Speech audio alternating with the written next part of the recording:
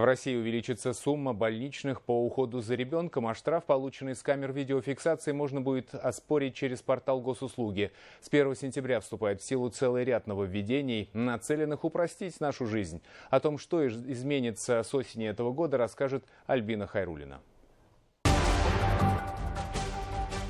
Вас снимает скрытая камера, а предупреждающей таблички вблизи нет. Отныне это не нарушение, а новое правило.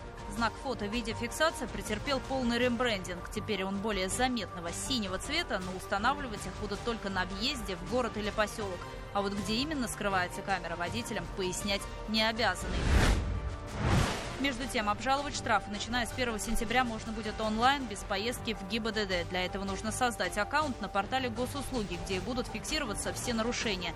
На пришедшие уведомления можно ответить электронной жалобой, прикрепив при этом фото и видео доказательства своей правоты. Ответ должны прислать в течение 3 дней.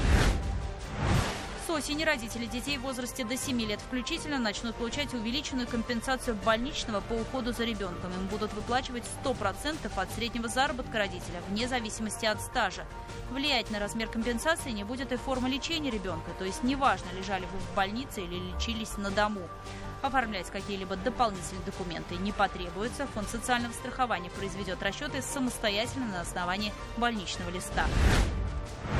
На 5000 рублей больше начнут получать руководители групп в средних и профессиональных учебных заведениях. Ранее такую доплату имели только классные руководители в школах.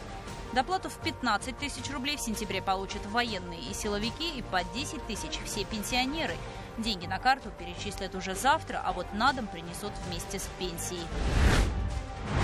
Ну и самое долгожданное нововведение осени. С сегодняшнего дня стартует гаражная амнистия. У автолюбителей есть ровно 5 лет на то, чтобы бесплатно и в упрощенном порядке оформить в собственность свои гаражи. Речь идет о строениях, которые возведены до конца 2004 года, а земля под ними числится в государственной или муниципальной собственности.